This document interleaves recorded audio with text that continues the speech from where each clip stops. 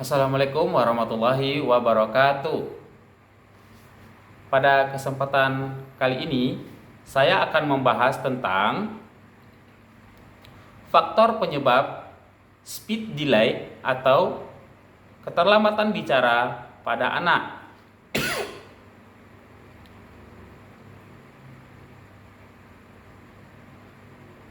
Speed delay atau lambat bicara dibagi menjadi dua klaster. Ya. Klaster pertama yaitu gangguan speed delay fungsional. Gangguan speed delay fungsional adalah gangguan yang tergolong ringan dan terjadi karena kurangnya stimulasi atau pola asuh yang salah dari orang tua. Yang kedua adalah gangguan speed delay non fungsional. Gangguan ini merupakan sebuah akibat adanya sebuah gangguan bahasa reseptif seperti autism ataupun ADHD yang dialami oleh si anak.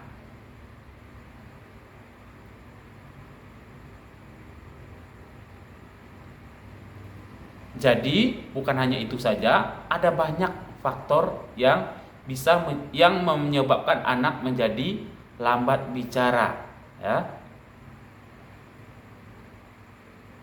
Yang pertama, ya, faktor penyebab terjadinya speech delay non fungsional adalah anak terlalu banyak menonton televisi atau bermain ponsel atau gadget atau gawai. Istilah sekarang banyak ya. Yang pasti itu adalah ponsel. Beberapa orang tua tidak sadar bahwa kebiasaan menonton TV pada anak bisa membuat si anak mengalami keterlambatan bicara.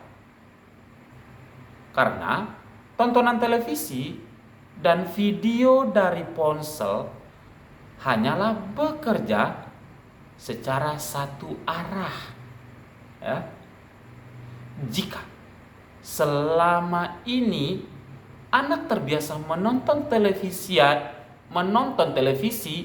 dan video melalui gadget sendirian, maka ia hanya akan menerima informasi tanpa melakukan proses interaksi. Kenapa?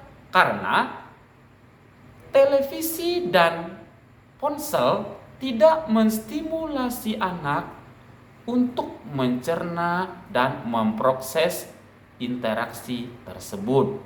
Jadi hati-hati orang tua yang selama ini memberikan anak agar anak diam, ya. Jadi diberikan tontonan melalui televisi atau tontonan video-video pada ponsel, itu sangat tidak baik untuk perkembangan si anak sehingga menyebabkan anak menjadi speech delay. Faktor kedua yaitu minimnya interaksi anak dengan orang tua. Ya. Biasanya jadwal pekerjaan yang selalu menumpuk setiap hari membuat orang tua kesusahan meluangkan waktu untuk berinteraksi secara langsung dengan si anak tersebut. Padahal hal ini sangat berpengaruh dalam kemampuan berbahasa si anak. Orang tua yang jarang mengajak putra-putrinya bercakap-cakap sangat mungkin membuat anak mengalami speech delay. Jadi hati-hati ya bagi orang tua yang apalagi orang tua wanita karir, jadi nggak pernah tuh anak diajak bicara ya. Terus pergi pagi pulang sore, terus ternyata anak udah tidur sampai malam udah tidur. Jadi orang tua hanya sebatas tidur aja sama anak. Nah itu hati-hati ya Bapak Ibu selaku orang tua, jangan sampai menyesal di kemudian hari. Faktor ketiga adalah gangguan pendengaran. Anak dengan gangguan pendengaran juga akan mengalami masalah pada bahasa bicaranya. Karena gangguan itu membuat si anak tidak bisa mendengar perkataan atau percakapan di sekitarnya. Dengan adanya hal yang demikian, maka otomatis akan langsung berpengaruh pada kemampuan bicara dan bahasa si anak tersebut.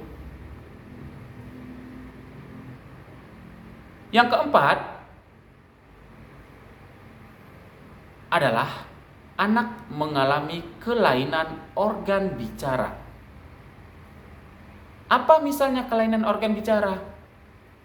Misalnya lidah si anak pendek atau bibir si anak sumbing, atau juga kelainan bentuk gigi pada anak.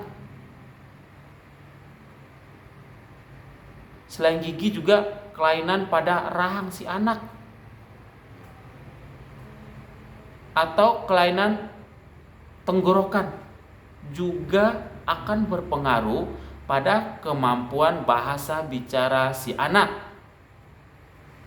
Misalnya, anak dengan lidah pendek akan kesulitan untuk mengucapkan huruf T, N, R, dan L.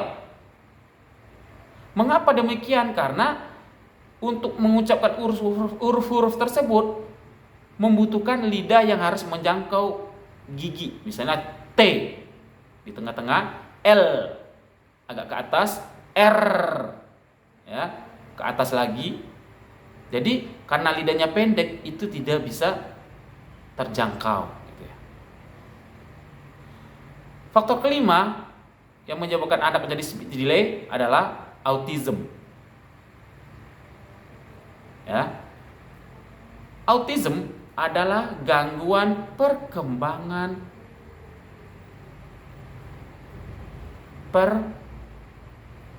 pervasif yang ditandai dengan adanya keterlambatan dan gangguan bidang kognitif,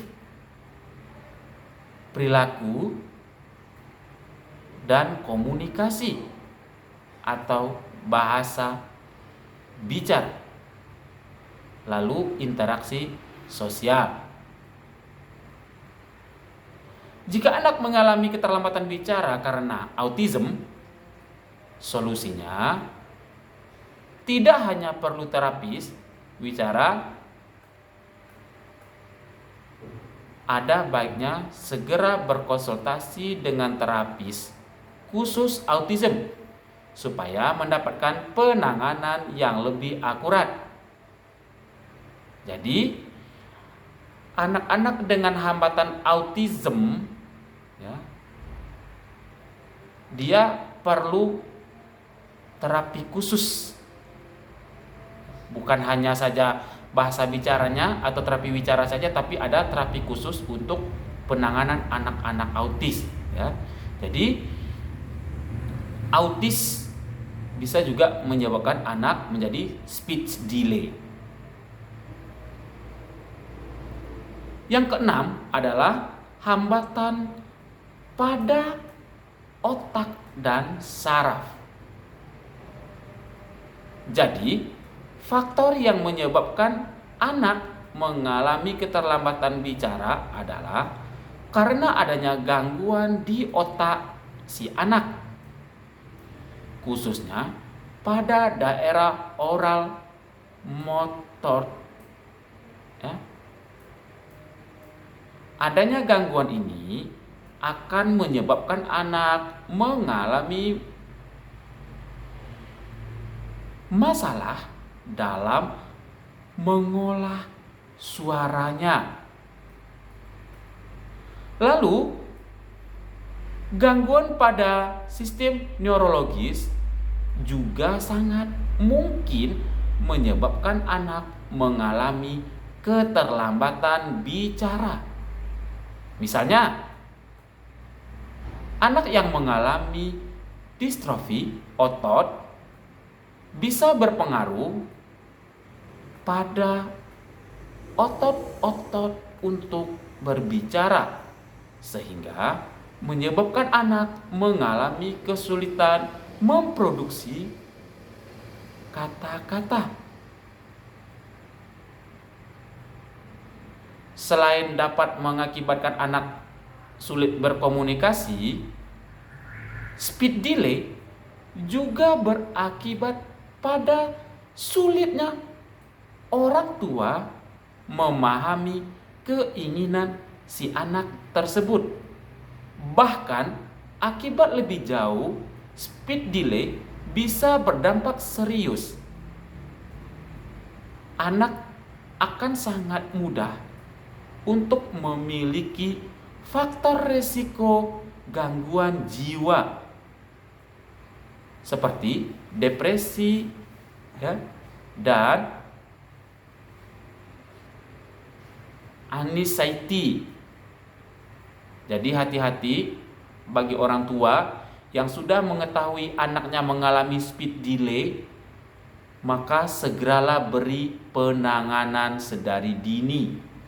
Karena seiring berjalannya waktu, maka usia anak akan bertambah dan keterlambatan untuk memperbaiki speed delay-nya itu juga akan dianggap terlambat. Lebih cepat, lebih baik. Lebih kecil usianya itu akan lebih bagus untuk diberi penanganan. Mungkin hanya itu yang dapat saya sampaikan. Saya akhiri dengan billahi taufiq wal hidayah. Assalamualaikum warahmatullahi wabarakatuh. Terima kasih.